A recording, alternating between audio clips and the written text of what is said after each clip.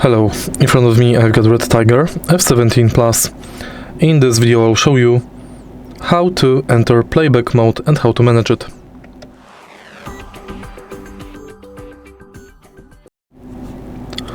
To enter playback mode on your dashcam, make sure that SD card is inserted and next press right arrow button.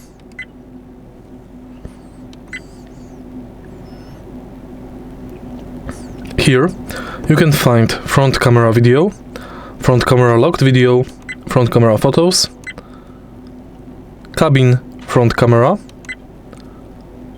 cabin front camera locked videos, cabin front camera photos, and more. Each camera is in separated folder. Here you can enter the folder and manage videos.